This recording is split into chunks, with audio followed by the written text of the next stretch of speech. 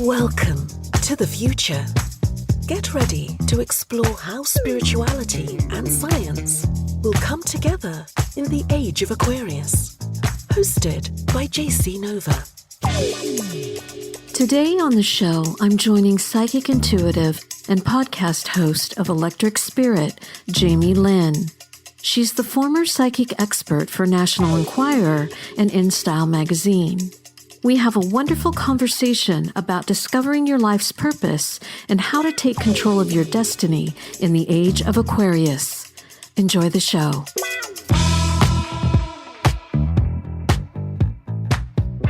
Welcome to Age of Aquarius. This is Jacy. Thank you, Jamie, for being on the show today. Oh, thank you for having me. I really appreciate it. So I want to dive right in. You started communicating with spirits when you were 5 years old. Can you describe your first encounter?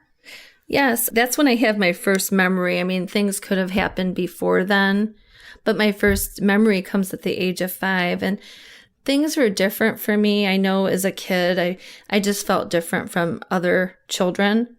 And I was always very sensitive, especially to noises. I had really sensitive ears.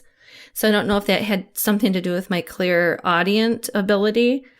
Then with my clairvoyance, which is seeing, one day I actually saw 2 spirits in my room at the age of 5. And I saw 2 young boys. And one was about 11 or 12 years old. And the other was around 5 or 6. And they were dressed like pioneers. And I was not afraid of them. And they seemed very friendly. I was talking to them, and it's interesting, my mom and my aunt came to my room, like standing in the doorway, and they saw me talking to things that weren't there, and they seemed shocked. So when I saw the young boys, they appeared solid like humans, but then they also disappeared into thin air without any explanation. So I know that was out of place, as a 5-year-old. And my mom also told me that I had an imaginary friend too, which is generally a sign of a psychic kid or an indigo child. Were your parents supportive of your spiritual ability, or were they concerned? They were actually supportive of it, because my mom's side is psychic and my dad has the more medium side. So what was it like growing up in a home where your father is a psychic medium and your mom comes from a psychic background? Did you practice any studies growing up, like tarot or astrology? You know what? Not with my parents. My dad, he's a Pisces on the cusp of Aquarius, actually. So he has that Pisces side, but he also has the Aquarian side where they're a little bit more, intellectual and all that. So he didn't really act upon a lot of the psychic stuff. We'd do that maybe on our off time. We'd, talk about ghost stories or things like that. But my grandmother, my mother's mom, was the one that really got me into astrology and psychic things. So it was basically my parents.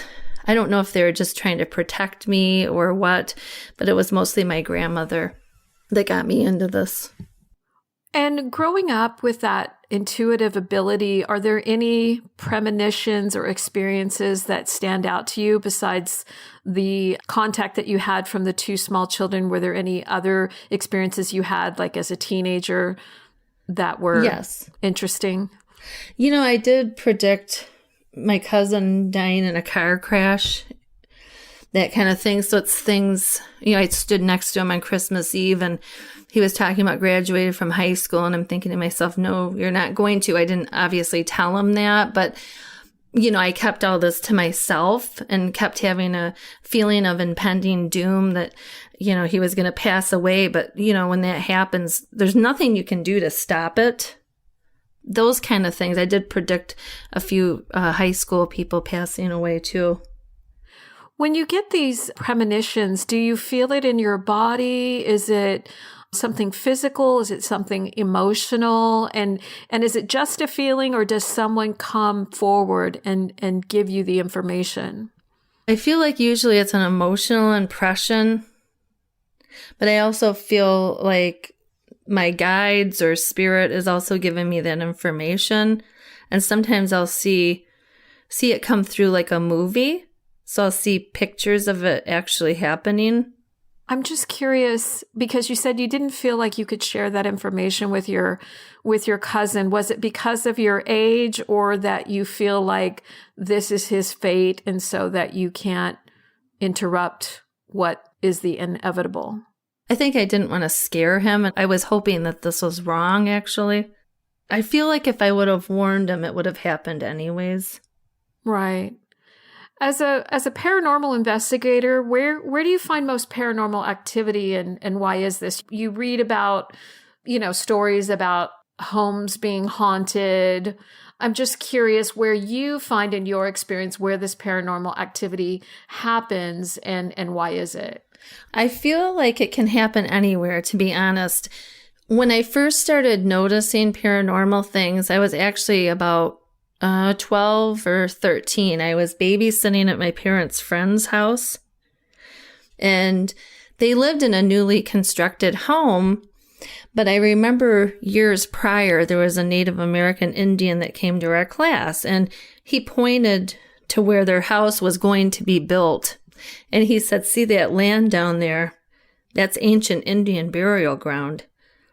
So whoever built their house built over an Indian burial ground, apparently. I think anywhere can be haunted, whether it's new construction or old construction. I've noticed more it's the older constructed homes, but it can also happen in newly constructed homes. I've had my own psychic experiences. I had a near-death experience when I was 4, which I think really opened me up to seeing things that other people couldn't see.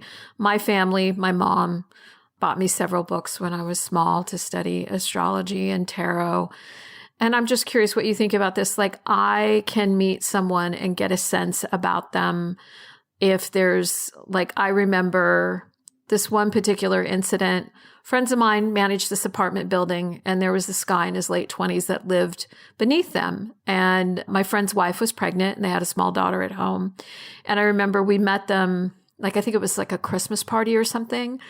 And as soon as I saw him, his eyes, I was just like, I said, "Corey, don't ever allow your wife to be alone with him." I said, there's something off about him.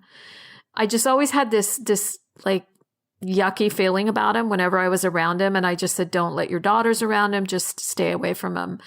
And it wasn't something like 6 to 8 months later, he ended up getting arrested for trafficking women. Oh my goodness. And so I know that sometimes I kind of have this like immediate response towards somebody. But for me, I've always kind of tried to turn it off because it becomes like I'm picking up too much information about a person. And I'm just curious, like if you're out, say at the grocery store or you're in a social situation, do you get these experiences or do they come to you like at night when you're sleeping? I'm just curious when you get these impressions. I get them all the time, actually. So it's hard for me to be in a crowd, like to go to Disneyland or I go to Disneyland. I'm not afraid to, but if I do go, I have a necklace that I wear that's really special, that is a protective necklace where I'll bring my crystals in my pocket or wear essential oils that help. But I do sense this all the time. As far as like, how do you protect yourself? Because I feel like there's a lot of people out there that you might consider their sentience or just highly sensitive. You talk about wearing a necklace. How can people protect themselves? Because I've found for myself personally, like it can be overwhelming. So I just shut that part off. Like I don't want that information. But I feel like there's probably other people listening that have the same experiences. You know what's interesting? After I graduated from Michigan State University with a bachelor's degree, I actually had a scholarship and I became a massage therapist and I went to a community college. And I loved being in that realm because I had a lot of new age teachers. And they told us just because we're around other people's energy that we should shield ourselves. And one of my instructors gave me a really great exercise to shield yourself from other people's energies. And that was just imagining The whole color of the rainbow is going around you in a circle to keep circling around you. All the colors, first it's red circling around you, then orange, and then yellow, and then green and blue and purple. I might be missing a color, sorry. But, and you just imagine that going around you, or imagine a white bubble around you. So you're protecting yourself from other people's energies before you go out. Yeah, that's very good advice, because I think energy can be so powerful. I want to talk about how you've helped law enforcement in missing person cases. Do you think the use of psychic mediums are helpful in helping find missing persons, or actually putting the story together of what may have happened to that person? Yes, I feel that psychics are a valuable part of a crime investigation and missing person cases. And with me, my old leader of my paranormal group in New England, and he was a former police officer. There was a college-age girl that went missing, and he was friends with her father. And she went missing a few days before he called me, and I didn't hear what had happened on the news. So he called and said, "Are you getting anything from this?" Because when I was in the paranormal group, I was the lead psychic of the group. And so what I told him, he was shocked because I hadn't heard anything about, where she was from, what sector of the United States. So he was kind of shocked at, the different landmarks I was seeing, or where I felt her body was. And he asked me, he said, "Do you think she's alive?" And I point blank said no. And unfortunately, I was right. He did put me in touch with the FBI to give them information. So I definitely feel that psychics can assist and give law enforcement clues. And I saw images like a movie, and I saw certain landmarks and details. So I think that can help law enforcement. Does the victim come forward to you to give you information, or are you seeing it through their eyes or through the person that actually took them? If in that case it is somebody possibly took them, because sometimes missing persons, people were in an accident or something tragic happened. Right. It's almost like I wasn't seeing it through anybody's eyes. I almost feel like I was a spirit watching over what happened. It's kind of interesting. In this case, she didn't come forward to me. And sometimes when people first pass away, it might take them a while to come to somebody, like a medium, because they're newly crossed over. So maybe that's why she didn't come to me. Some of them, I've done medium readings where they come right away, but generally it takes them a little while to get acclimated over there. In this specific incident, I was mostly getting the information from spirit, not her. The victim. Yeah. And why do you think that, from a spiritual perspective, when souls come into this lifetime and some of them leave this world in a tragic way, whether it's through an accident, they go missing, perhaps even more tragic, they're, say, murdered or something like that. Do you feel like there's some type of soul contract that they might have with their family, or they know coming into this lifetime, like, this is how it's going to end for you? Yes, I believe we do have a soul contract, but I also believe we have free will. So you can change your story. Yes. Or you can change your storyline. Yes, yeah. Exactly. I actually have a friend, and her mother was friends with this lady that was actually taken by Ted Bundy, the serial killer, and she actually escaped. So, I think if you have free will, you can maybe get out of it, but maybe a lot of it's more like maybe 90% of it's, predestined, and then 10% could be free will. That makes sense. When it comes to animals, obviously you're a dog mom, I'm a dog mom, and you work closely with animals. How does your healing differ than with that of humans? How do you work with animals, and how do you communicate with them? Yeah, healing is different because the animals' energies, I feel, is more peaceful than humans. I'm not saying that in a negative way. I just feel like, animals are more innocent. They're not dealing with a lot of the things we're dealing with here in the 3D world. With humans, we have to deal with a lot of issues and problems. So I feel the animals tend to soak up the healing faster. And with some people, I find it's hard for them to relax too, because we're so connected to technology And animals aren't, so maybe that's why their energy feels more at ease. I mean, all of us feels like such a close connection with our animal, whether you have a dog or a cat or horse, whatever type of animal you might have. From an energy perspective, do you feel like animals can sense spirit or can sense, say there's maybe a ghost? And do you feel like animals can sense like danger for you personally as their owner? Yes, I do. I definitely feel that animals, I've seen it happen with a few of my pets, whether it be a cat I've had, previously, or a dog, that they've seen things that aren't there. And I do feel like they're, perceptive to the spirit world. They can definitely see things that we can't. And also, we had an earthquake here in California yesterday. I think it was 4.3 or 4.6. But I know my dogs were around me and they ran before the earthquake happened. So they can even feel danger before it occurs, which is really kind of remarkable. Yeah, that's fascinating. From your years of experience of being a psychic medium, did you have any sense of like when the pandemic was about to happen, did you feel energies shifting that the whole I feel like the whole world, our consciousness level, all of us have gone through this together. So I'm just curious what you might have sensed or felt when it first started. When it first started, it felt like a bunch of chaos, to be honest. And actually, we were in Mercury retrograde during that time when the pandemic started and when things started shutting down in March. And Spirit actually told me the fall of 2019 that there would be a pandemic, like in the movie Contagion with Gwyneth Paltrow.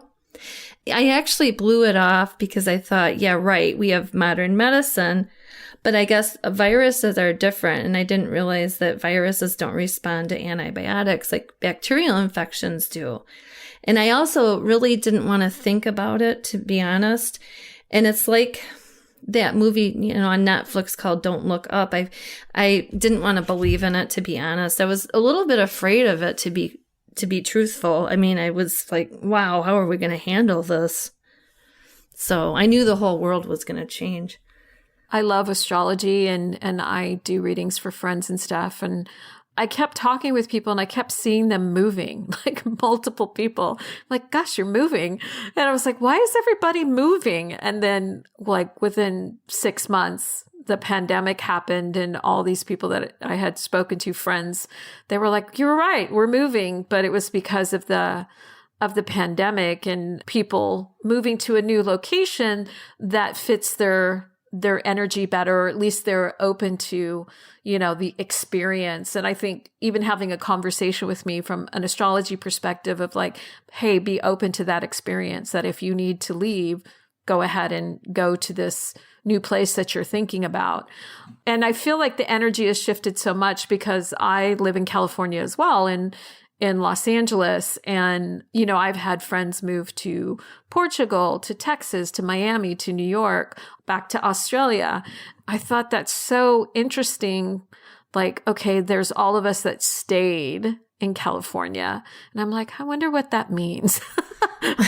we haven't left and everybody else has. Like, exactly. Die hard. Maybe that's a good thing. Yeah, maybe. Let's hope so. You've investigated some of the most haunted places in the U.S. Is there like a particular experience that stands out to you? My experience as working in Gettysburg, Pennsylvania in the United States was amazing. And there's so much activity there. And sometimes it can be overwhelming. I've caught a lot of images on camera, such as orbs and clouds of smoke or mists that appear out of nowhere. And in New England, and the Grafton Inn really stands out. There's an inn called the Grafton Inn in Grafton, Massachusetts. And the owners had our paranormal group come in one night, and there's a little girl ghost named Martha that haunts the inn. And we investigated a specific room that Martha hangs out in. And we put a Maglite flashlight on the dresser, and about 10 of us were kind of in the room, and Martha, the ghost, turned the flashlight on and off on command. I mean, she wasn't literally pushing the button, but they've shown this on Ghost Hunters where I think they do something with the top of the flashlight, and it kind of comes on real slow and then it turns off real slow. And it went on for about 20 minutes, and I honestly couldn't believe my eyes. I felt like I was in a movie, and it was unbelievable. I do have it on video, and even a lot of private residents in New England were very active. One time, my paranormal colleague and I were investigating a private residence, and we each had our digital recorders on, and I coughed and I said, "Excuse me." And after our investigation, my colleague called me and he said, "You need to listen to such and such time on the recording." After I coughed, this ghostly male voice said, "Bless you for saying that." I coughed and said, "Excuse me." And he said, "Bless you for saying that." So it's just amazing, some of the things we've gotten on tape and the things that have occurred. And I feel like Gettysburg and New England are very active areas, and I really enjoyed investigating those areas. That's fascinating. I'm curious for energy that's left. Say, a lot of us, live in apartments or homes that we rent from another person. Can you maybe explain how energy might stay or be left behind with the previous tenant, or how maybe furniture or homes have the energy, and maybe how important it is to kind of clear out the old energy, so when you move into a new place, that it's your energy and you're not being affected by other people's? Exactly. I really feel like it's important to have the house blessed in some way, whether it be by a clergy person or depending on what happened there, or because my brother actually, his ex-girlfriend lived in a house where somebody had committed suicide, and they actually experienced some really outlandish things being in there. It was really almost violent. So in those circumstances, I would have a clergy person come and bless the place. Generally, all you really need to do is sage the place, maybe to pray to Archangel Michael out loud, that kind of thing. And maybe have your crystals around the place before you move in, if you can. And even a salt is good around the windows to protect negativity. So just make sure you use those tools. That's great advice. Yeah. I like to put crystal in the window seal. I've done that before. I think it's selenite, right, is really good too. And frankincense oil. So I do recommend it. Mm-hmm. I think too that I've felt in certain rooms, hold energy, especially say the bedroom, or say a couple lived there before. It's interesting. I lived in this old Art Deco apartment building. It's just 8 apartments in Long Beach. I don't live there anymore. But when I moved there, it just it's like a historical building. And when I moved in, I moved out after 6 months because it had such a weird energy, and people would come in the building and then they would leave after a certain period of time. And there was one particular apartment next door to us that whatever person moved in that building, it was always a couple. They would always fight, and police would come, and then they would end up moving out. It was funny. One of the neighbors had shared with me after I had left that a person had come to buy the apartment because we were right next to the ocean, to kind of sit in the park and be by the building. And he started chatting with them. And she said, "Oh, this apartment building's really famous because people come here that a lot of people had died in the building. They had cancer or something like that." And so she had stopped by the building because she was sick and wanted to try to move back in the building before she passed. It was such a weird, strange story. And my friend Pat had told me, he goes, "You were right. You felt this weird energy." And I'm like, "Well, it's not my time to go yet. I got to get out of here." It was I just had such weird energy. And the woman above me to the corner, her name was Darcy. She had been sick. And I said, "I don't think she's going to live much longer." And she passed 4 months after I moved out. And I thought, this building needs a good cleansing, energy cleansing, because it has so many spirits, haunted spirits, it felt like, that were, getting ready to cross over. So I don't know. That was just such a weird, made me think amazing. Of it when you talked about haunted houses. Right. But in that circumstances, when there's several, units, sometimes the spirit can go into another unit. And so you have to make sure that everybody's a united front. And sages or cleanses together. But unfortunately, some people aren't open to this. So maybe that's why it just keeps staying there. It's like on a loop, it just doesn't go away. So. Yeah, or maybe it serves a purpose, I guess, for people that are getting ready to cross over. I mean, it is a beautiful area. It's very, very weird energy. The building's called the Swan, and it has this black swan on top of it. And it's very, like, it could be in a haunted movie. It's very, very strange building.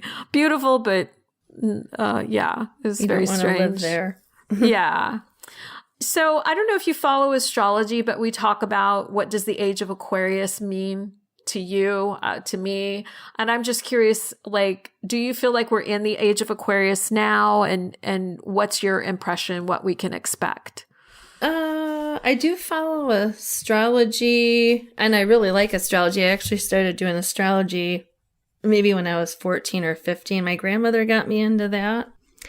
The Age of Aquarius means maybe more harmony, more open-mindedness, more people being connected to spirit. And I feel like the Age of Aquarius is strongly linked to technology.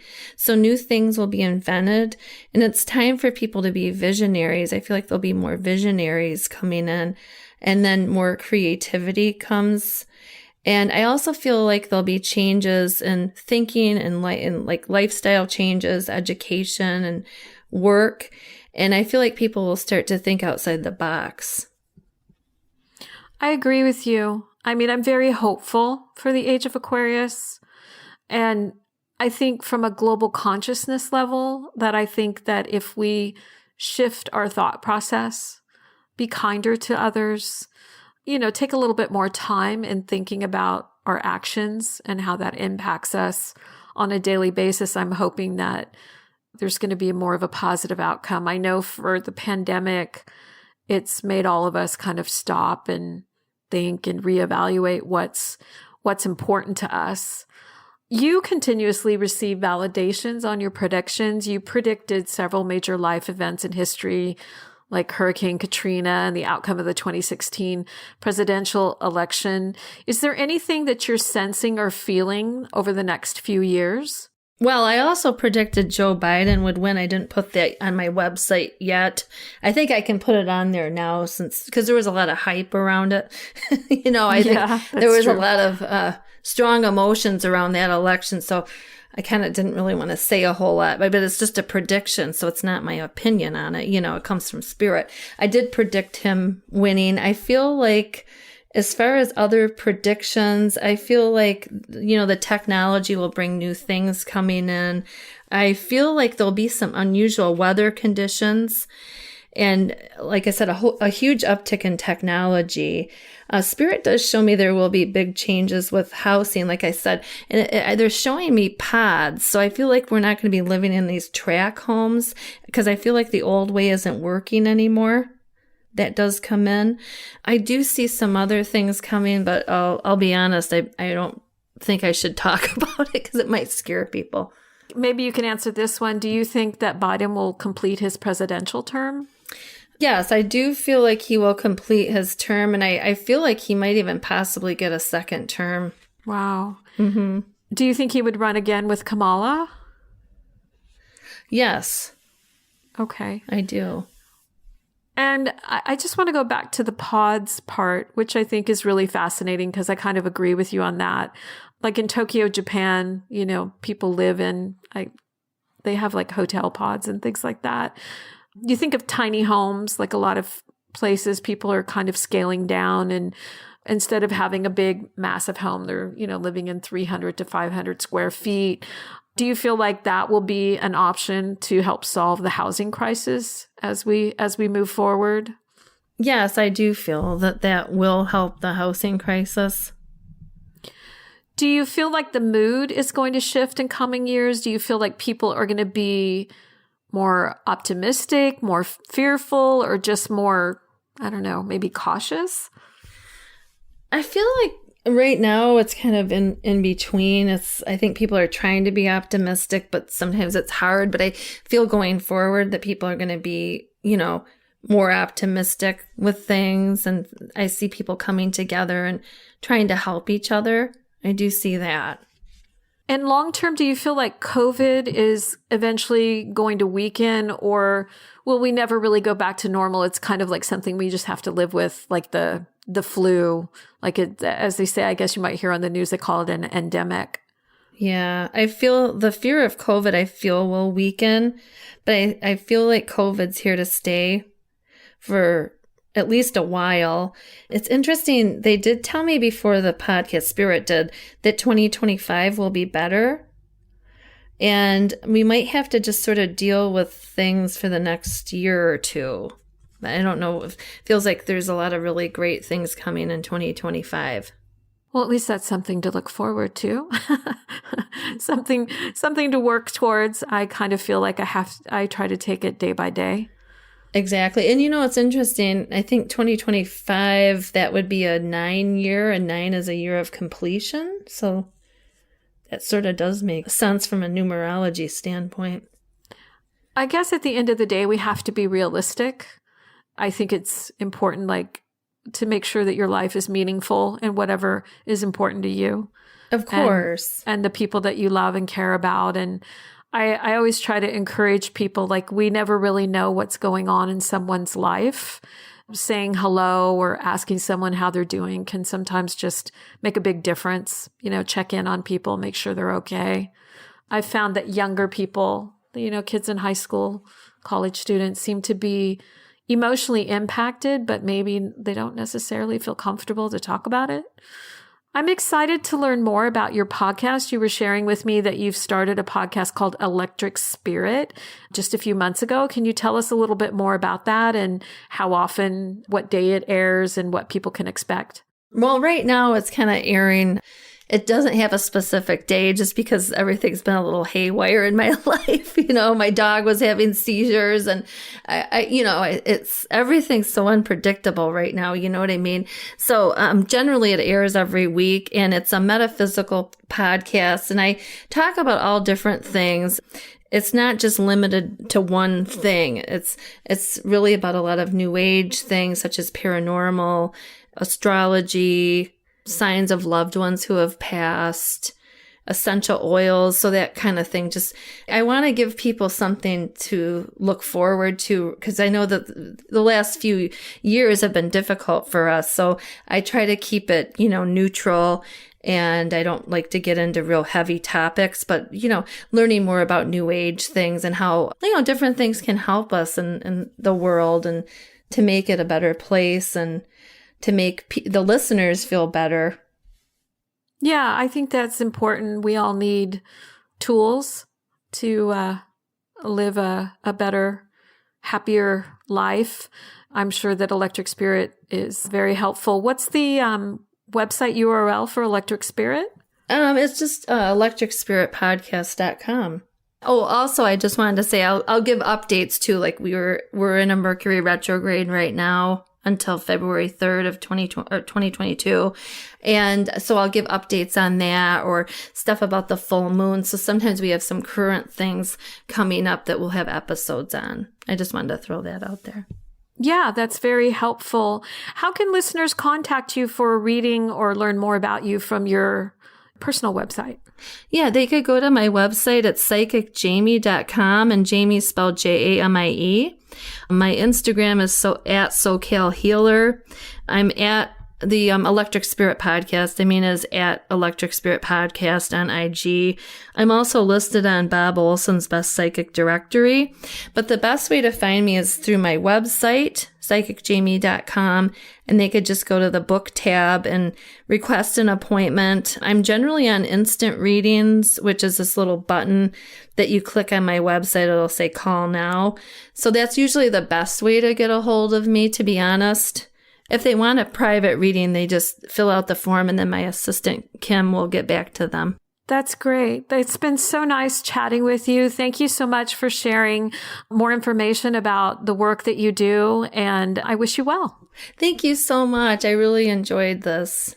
Thank you, Jamie. You just heard the Age of Aquarius podcast with your host, Jacy Nova. Remember to subscribe to the show on your favorite streaming platform. Thanks for tuning in. Age of Aquarius is a cosmic media production and recorded in Los Angeles, California. A special thanks to our producers, Georgie Rutherford and Christopher Lang. To learn more about Age of Aquarius, please visit our website at ageofaquarius.fm. Thanks for listening.